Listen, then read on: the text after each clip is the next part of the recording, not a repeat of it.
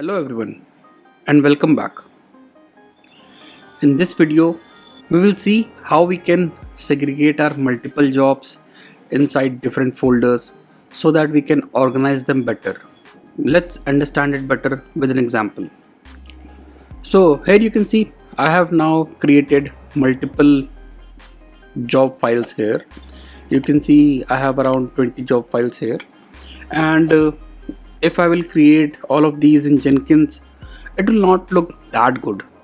So you can see everything in the home page doesn't look good, and right now I have 20, but in your case you can have more than this also. So having all the jobs in the home page directly doesn't look good, and let's say if you have to do some role based segregation, then it will be a bit more difficult as well. So what we will do, we will create multiple folders based on some generic logic, and then we will then club all of these jobs inside those folders. Let's create some hierarchy here. So let's say in my organization there are multiple verticals. So let's say we name them as vertical A,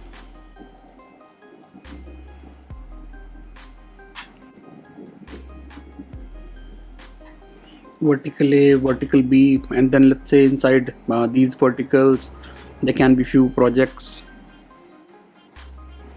So let's say project P, and let's say I have two projects inside vertical A. So let's say project P and project Q. Right, and let's say inside vertical B we have only one project, or yeah, let's name it as project X. Inside these projects there can be more than one team also. So let's say inside project P we have two teams. So let's say team A and team B.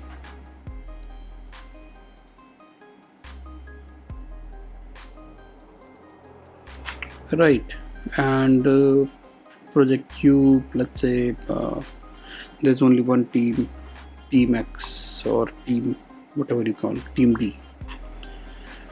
Right, and let's say inside project X, inside vertical B there are no teams. There is only one team which is taking care of the things. So now what we will do, we will segregate these jobs inside these logically created folders. So let's say we move few jobs in team A folder, then we will move few jobs in this folder,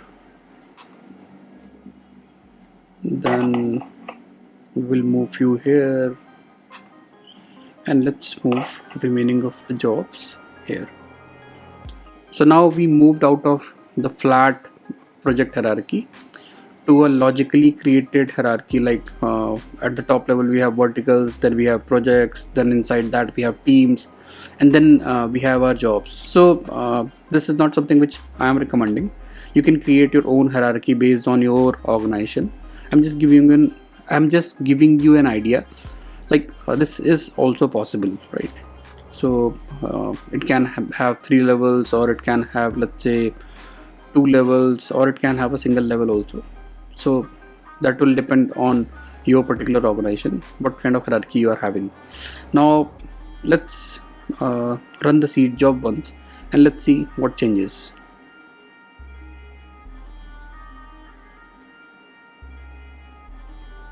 So we have only moved our YAML files inside different directories. Nothing else we have changed right now. Let's run the seed job.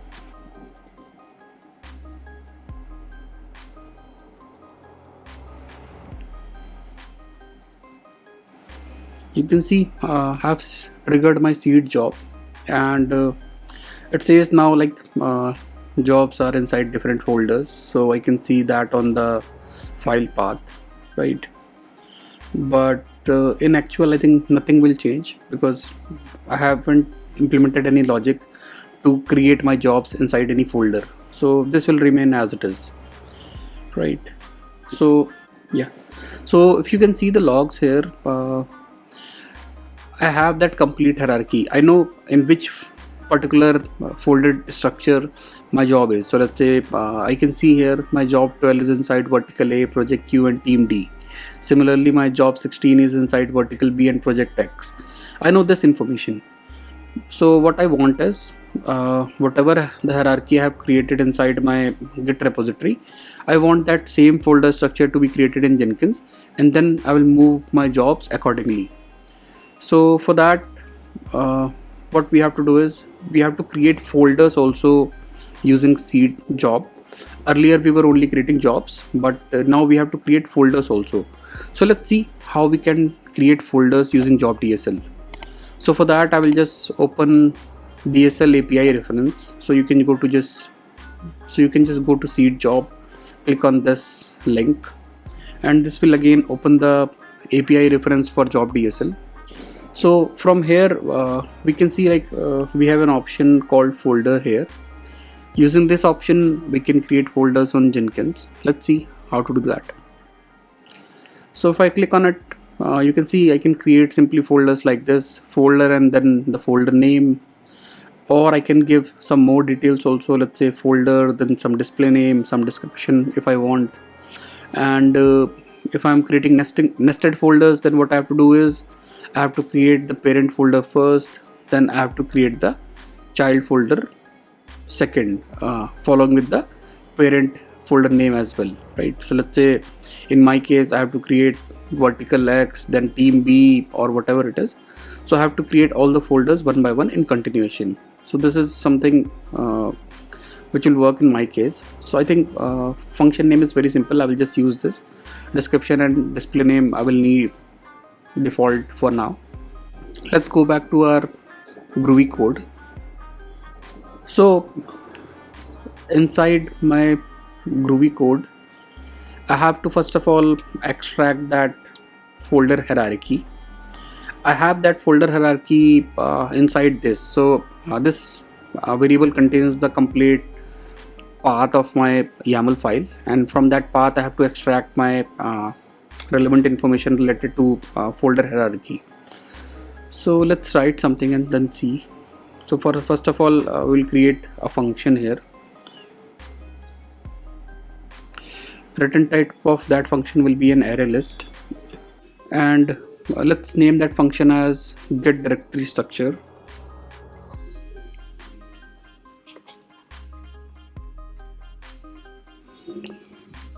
Right, we don't need to pass any argument to this, right? And now using this file path we will have to extract that directory structure. So if you see here, what I can do is, first of all I need this thing, right? So I have to remove everything which is before this, and similarly I have to remove this job name.yaml also. I only need this much information. So whatever is after pipelines and before this file name, right? I need this information. So what I'll do, I'll first of all split this particular string based on this keyword pipelines, because I know this /pipeline/ will not reoccur again. So I will just split my string based on this. After that I will have this information, right?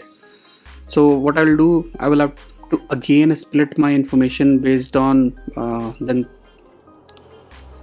slash, and I will get these many things only. I will just reject this last thing, right? So this will give me the information, and based on this information I will create my folders. So let's see how to do that in the code. So let's create a variable of type array list.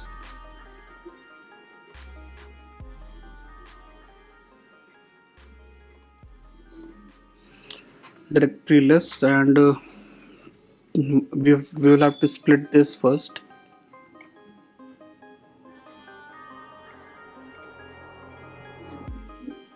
We will use the split function, and we will split it based on this keyword /pipeline/. Correct. Now what we will do after splitting, we will take the second part of it, right? So it will split my string. Let's copy that file name first. So this is my file name, right? So after splitting it with slash pipelines, I will have to take this parameter, right? So I will just take the first index of the array, and then I will have to again split it based on slash.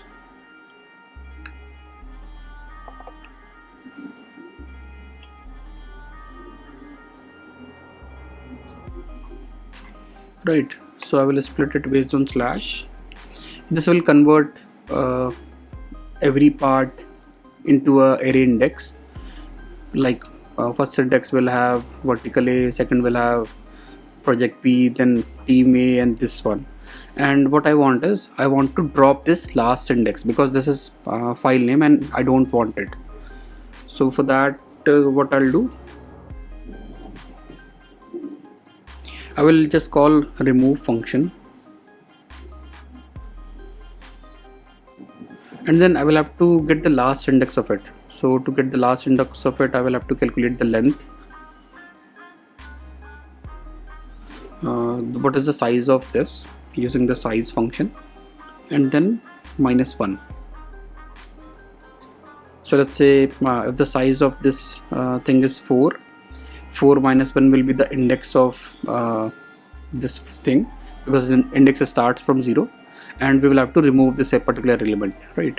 So then we will get this thing, whatever this thing which we need, right?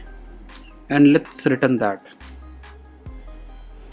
Return directory list. Yeah, this is fine. Now we will have to use this information in our main.groovy as well to create my folders. This will only give me the directory structure which I have to create. Then inside main.groovy we will call this function. So we'll just call this function get directory structure, and whatever is the output of it, we'll just store it here. And right now I have the information related to the folder structure. Let's create one more function in main.groovy which will create folder structure for me, right? So let's say output of that function will be string. I will explain why I need a string output from that function, and let's call it create folder structure.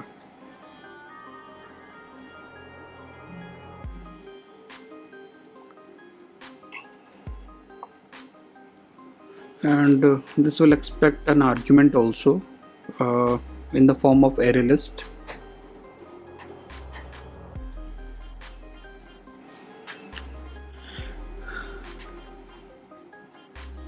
Right. Now inside this function we will have to write the exact code to create my directory structure. We know we have to call the folder function which we just saw in the DSL API reference. So the function was like this: folder and then the name of the folder, right? Yeah, so using this it will create folder for me, but I have to create folders recursively. So let's say whatever is the hierarchy I have, vertical A, project B, and then let's say team A. So I have to create all these 3 folders one by one. So for that, what I'll do, let's comment it for now. So for that, what we'll do, we'll just create a for loop on this.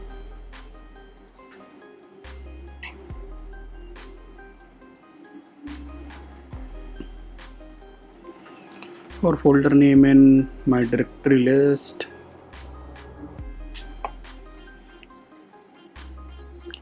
let's add a print statement, right? So we have added a print statement also, going to create folder and then the folder name, and then we will call this function which will create folder for me like this, right?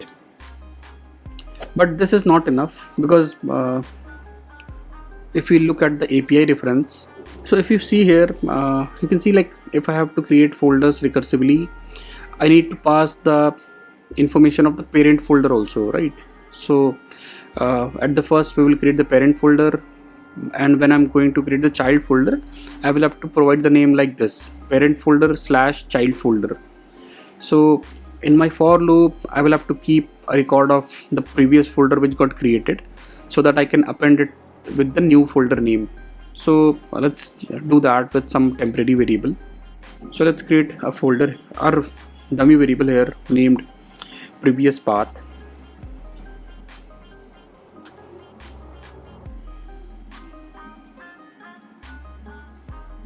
Yeah, to start with, let's keep it empty, and then we will use this previous path to create my folders also, right? So before creating the folder, we will append this information. So previous path plus the folder name. Yeah, so what will happen for the first time, this will create the simple folder name, and for the second time it will use this information also. So let's initialize this also. After creating the folder in the previous path, we will add whatever new we have created also. We will just append that information. So previous path plus folder name,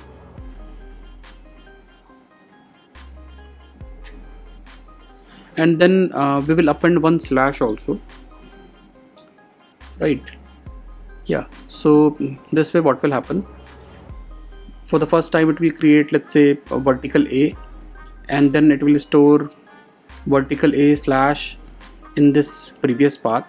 So the next time, let's say if project P comes, right, so my folder name will be vertical A slash team P, and similarly it will keep on appending the new names. Yeah, so I think this will work. Let's update this print statement also. Correct. So this will now give me the accurate information, whatever folders I'm going to create. And now I kept string return type for this function, because whatever is the previous path I have created here, I will just return that. Yeah, this is fine. So it will create all the recursive folders for me for each and every job, and at the end it will give me the complete path, like how many folders it has created before the job name. And now we have to use this information also, because now we have to move our jobs also inside the folder, right? So to do that, we have to add this information while creating the jobs. So if you see, we are using this function to create our jobs, and right now we are only giving the job name here, right? So now what we will do, we will use this information previous path while creating the jobs also, right? So let's call this function first, and then let's see. Yeah, so if you see, we have created a new variable called directory prefix, and then we are calling the function create folder structure, and we are just passing this directory structure to this function, and in the return I'm getting this folder prefix, right? So whatever is in the previous path, I will store that in this variable, and now this variable I will use inside this, right? So while creating my jobs, I will append this folder information also, so that my jobs are also moved inside those folders, right? Let's add a array list type here, right? Yeah, I think this is fine for now. Let's try to run this and let's see what happens. Let's commit the changes. Let's run our seed job. Let's see the logs. Yeah, so you can see here, after every YAML we are encountering, we are creating the folder structure recursively. So for this, if you see, we have to create vertical A, project P, and team A. So if you can see inside my for loop, I'm going to create vertical A first, then I'm going to create vertical A slash project P, then I'm going to create vertical A slash project P slash team A. So I'm creating my folders recursively, and if you see, it has updated this folder structure information in my jobs also. So it has moved my jobs accordingly, I think. Yeah, it has done. Let's see the changes directly on the dashboard. So earlier I was having multiple jobs here, but now right now I have only seed job here, and then two parent folders, vertical A and vertical B. Let's open them. So inside vertical A I have project P and Q, inside vertical B I have project X. Let's open this also. Yeah, so inside my project X I have few jobs as I specified in my repo directory structure. Similarly, inside project Q I have one more folder called team D, and inside this I have my jobs. Similarly, here team A and team B I have, and these will have my jobs. So you can see how organized right now it is looking, and this will be very useful for giving the access. So let's say I don't want to give access to my complete Jenkins, so what I can do, I can give access to them based on some folder structure, right? There are plugins available to do that. So let me quickly summarize what I have just done. I have created a function in my job utils which is extracting the directory structure information from the file path. So I have segregated my job YAMLs inside different directory structures, and using this function I'm getting the directory information, right? Like which all directories I have to create on Jenkins. So this will give me a output in form of array list, and now I'm utilizing this information, right, to create folders from my main.groovy. So I'm using this function to create my folder structure, and then after creating the folder structure I have updated my job definition also, so that it knows in which particular folder it should get created. So I've added this directory prefix in my pipeline job also, so that it automatically gets moved inside the desired folder. Yeah, I think this is it for this video. Thanks for watching.